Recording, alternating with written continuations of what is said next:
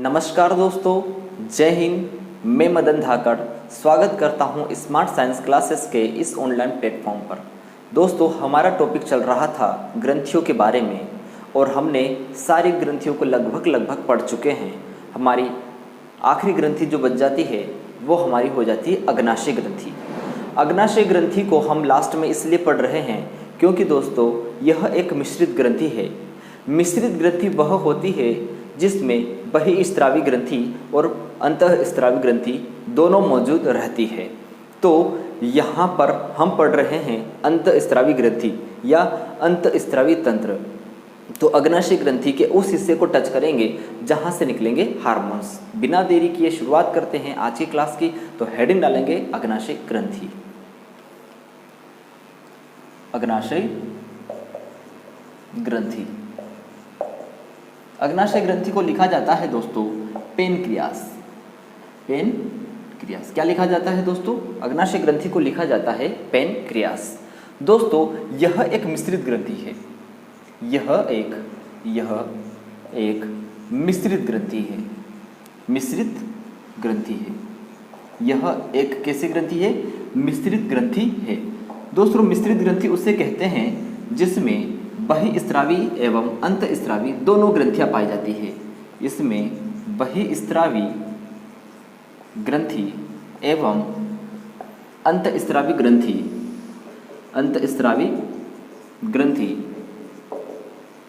दोनों पाई जाती है। तो दोस्तों हम टॉपिक के अनुसार यहाँ पर एंडोक्राइन ग्लैंड को पढ़ेंगे दोस्तों, क्योंकि बहिःस्रावी ग्रंथि से क्या निकलेगा आपका? बहिःस्रावी ग्रंथि से निकलता है आपका एंजाइम और अंतःस्रावी ग्रंथि से निकलेगा आपका हार्मोन।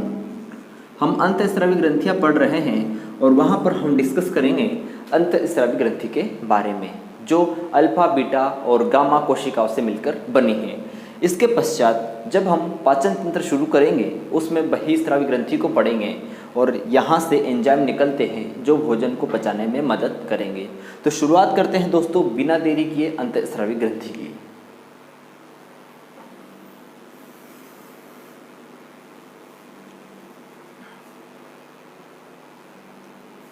दोस्तों अग्नाशय की बात करें और अग्नाशय में अगर हम अंतःस्रावी तंत्र की या अंतःस्रावी ग्रंथि की बात करें, अंतःस्रावी ग्रंथि की बात करें तो आपको पता है कि अंतःस्रावी ग्रंथि को वहाँ पर कहा जाता है लैंगरहैंस की द्वीपिका। वहाँ पर इसका क्या नाम हो जाता है? लैंगरहैंसवी द्वीपिका, यानी आइलेट्स ऑफ लैंगरहैंस। क्या कहा जाता है? Islets of Langerhans. दोस्तों सबसे पहले लैंगरहैंस नामक वैज्ञानिक ने इस अंतःस्रावी ग्रंथि के बारे में बताया था। उन्हीं के नाम पर लैंगरहैंस की द्वीपिका इसका नाम रखा गया है। दोस्तों लैंगरहैंस की द्वीपिका की बात करें तो यहाँ पर कितनी कोशिकाएं होती हैं? यहाँ पर दोस्तों 3 प्रकार की कोशिकाएं मौजूद रहती है। पहली होती है अल्फा कोशिका, दूसरी होती है बीटा कोशिका और तीसरी होती है गामा कोशिका। अल्फा, बीटा और गामा कोशिका। अल्फा कोशिका, बीटा कोशिका और गामा कोशिका। चलिए दोस्तों आप अच्छे से इसको समझिए। अब हमारे पास बोर्ड पे जगह की कमी होने की वजह से इसको हम शिफ्ट करेंगे ऊपर। चलिए स्क्रीनशॉट लीजिए इतना, फिर बढ़ते हैं आगे। अब हम पढ़ने जा रहे हैं अल्फा कोशिका को, फिर हम पढ़ेंगे बीटा कोशिका को और फिर हम पढ़ेंगे गामा कोशिका को। या ऐसा करते हैं कि तीनों को हम साथ में चलने देते हैं। हम पढ़ेंगे अल्फा कोशिका, हम पढ़ेंगे बीटा कोशिका और हम पढ़ेंगे गामा कोशिका। ठीक है दोस्तों, मैं यहाँ पर आपको थोड़ा थोड़ा अच्छे से समझाते जाता हूँ। तीनों के तीनों अंतःस्रावी ग्रंथियाँ हैं, कोशिकाएं हैं, तो डेफिनेटली यह क्या निकालेगी? हार्मोन्स।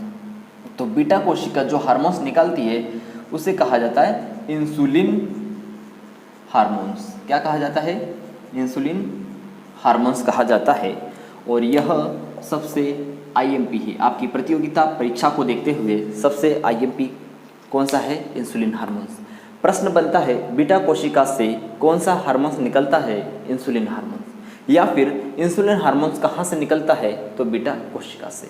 चलिए दोस्तों, इसी क्रम में हम आगे बढ़ें तो अल्फा कोशिका से जो हार्मोन्स निकलता है उसे कहा जाता है ग्लूकेगॉन हार्मोन्स, उसे कहा जाता है ग्लूकेगॉन हार्मोन्स। और गामा कोशिका से जो हार्मोन्स निकलता है उसे कहा जाता है सोमेटोस्टेटिन हार्मोन्स, सोमेटोस्टेटिन हार्मोन्स कहा जाता है। दोस्तों, इनका हमारे शरीर में अलग अलग काम होता है। दोस्तों, इनका हमारे शरीर में अलग अलग काम होता है। आपको भली भांति जानते हैं कि जो अल्फा कोशिका होती है वह ग्लूकेगॉन हार्मोन्स का सिक्रेशन करती है और बीटा सेल क्या करती है? बीटा सेल आपका इंसुलिन हार्मोन्स का सिक्रेशन करती है और गामा सेल सोमेटोस्टेटिन हार्मोन्स का स्त्रावण करती है। इंसुलिन हार्मोन्स का आप अपने शरीर में कार्य देखते हैं। क्या देखते हैं? कार्य। जब आप अपने शरीर में इसका कार्य देखते हैं तो कुछ इस प्रकार का होता है। यह आपके शरीर में जो ग्लूकोज होता है, ग्लूकोज, उसको बदल देता है ग्लाइकोजन में, ग्लाइकोजन में। ठीक है, आपके शरीर में जो उपस्थित होता है ग्लूकोज उसे बदल देता है ग्लाइकोजन के रूप में। यह एक पॉलीसेकेराइड है, एक जंतुओं का संग्रहित ईंधन है। ग्लूकोजन को क्या बोल देते हैं? ग्लूकोजन को कह देते हैं, ग्लूकोजन को क्या कह देते हैं? यहाँ पर मैं लिख देता हूँ, इसे जंतुओं का संग्रहित ईंधन कहा जाता है। इसे जंतुओं का संग्रहित ईंधन कहा जाता है, ईंधन कहा जाता है। जिस तरह से स्टार्च को पादपों का संग्रहित ईंधन कहा जाता है, उसी प्रकार ग्लाइकोजन को भी जंतुओं का संग्रहित ईंधन कहा जाता है। सोचिए, एक इमेजिन कीजिए कि जिस दिन आपको खाना अच्छे खाने को मिलता है उस दिन आप ठूस ठूस के पेट भर के खाना खाते हैं। उस समय उस दिन की क्या वो भोजन को संपूर्णतः पचा करके संपूर्णतः ऊर्जा जो उससे निकली है क्या आप उसका उपयोग कर पाएंगे? नहीं, ऐसा नहीं होता। जितनी ऊर्जा आपका शरीर लेगा उतनी आप उपयोग कर पाएंगे और बाकी ऊर्जा संचित हो जाती है। तो ऊर्जा जिस रूप में संचित होती है उसे बोला जाता है ग्लाइकोजन। जब आप उपवास करते हो या कभी किसी समय आपको भोजन नहीं मिलता है, उसी समय यह ग्लाइकोजन पुनः ग्लूकोज में परिवर्तित हो जाता है और आपके शरीर को ऊर्जा देता है। उपवास के समय नॉर्मली यही प्रोसेस होती है। ठीक है दोस्तों, तो ग्लूकोज को ग्लाइकोजन में कौन बदलता है? Insulin hormones. ठीक है, अब ग्लूकेगॉन हार्मोन्स क्या काम करता है? यह ग्लाइकोजन को बदलता है ग्लूकोज में। यह क्या काम करता है? यह ग्लाइकोजन को किस में बदलता है? ग्लूकोज में। ग्लूकोज को ग्लाइकोजन में बदलने का काम होता है इंसुलिन का, और ग्लाइकोजन का ग्लूकोज में बदलने का काम होता है ग्लूकेगॉन हार्मोन्स का। और तीसरा जो हमारा हो जाता है वो हो जाता है हमारा सोमेटोस्टेटिन। सोमेटोस्टेटिन हमारे शरीर में काम क्या करता है दोस्तों? हमारे शरीर में ये दोनों प्रोसेस हो रही है, इन दोनों प्रोसेस के ऊपर कंट्रोल सोमेटोस्टेटिन का होता है। इसके अतिरिक्त यह भोजन का एसिमिलेशन या स्वांगीकरण करने का भी कार्य करता है। तो हम बोल सकते हैं कि यह भोजन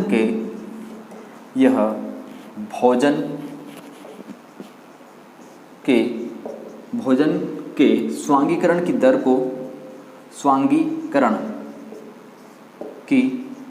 को नियंत्रित करता है। यह भोजन के स्वांगीकरण की दर को नियंत्रित करता है।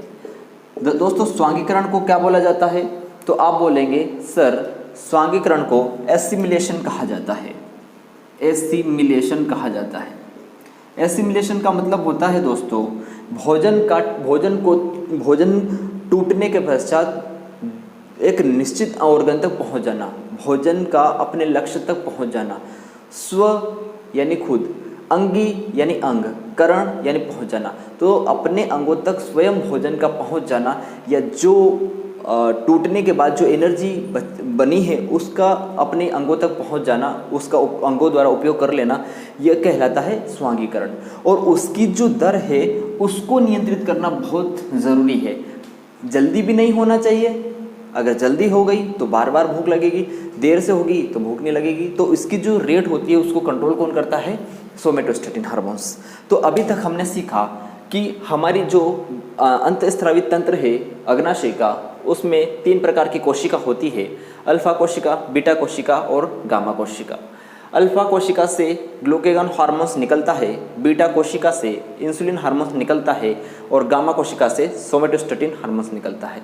सोमेटोस्टेटिन भोजन के स्वांगीकरण की दर को नियंत्रित करता है और इंसुलिन ग्लूकोज को ग्लाइकोजन में बदलने का कार्य करता है और ग्लूकेगॉन हार्मोन्स ग्लाइकोजन को ग्लूकोज में बदलने का कार्य करता है। एग्जाम के हिसाब से देखा जाए तो ये वाला पॉइंट जो होता है बहुत काम का होता है और इसके रोगी भी आपको ज़्यादा देखने को मिलते हैं। सोचिए कि इसका काम होता है शरीर में जो ग्लूकोज है उसको ग्लाइकोजन में बदलने का। अगर सोचिए इंसुलिन की एक निश्चित मात्रा निकली तो कोई परेशानी नहीं और इजीली ग्लूकोज ग्लाइकोजन में बदल जाता है, परंतु यदि यह जो मात्रा है कम या ज़्यादा हो जाए तो उस परिस्थिति में आपको एक प्रॉब्लम हो जाती है, एक रोग हो जाता है। कम निकलता है तो भी रोग हो जाता है, ज़्यादा निकलता है तो भी रोग हो जाता है। रोग क्या होता है समझने की कोशिश करते हैं।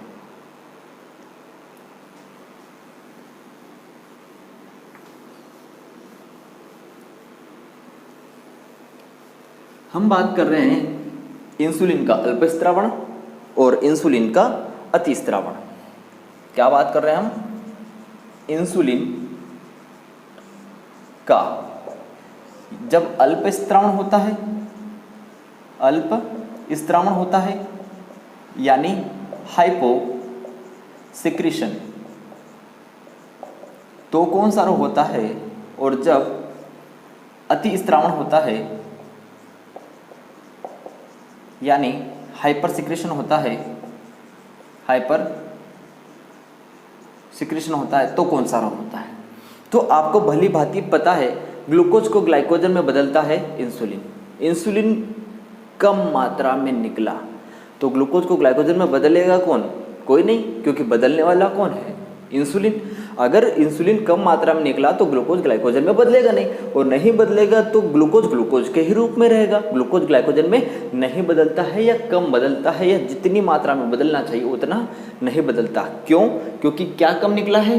इंसुलिन। अगर इंसुलिन कम निकलता है तो ग्लूकोज ग्लाइकोजन में नहीं बदलता है या कम मात्रा में बदलता है। तो इससे क्या हुआ? आपके शरीर में किसकी मात्रा बढ़ गई? ग्लूकोज की।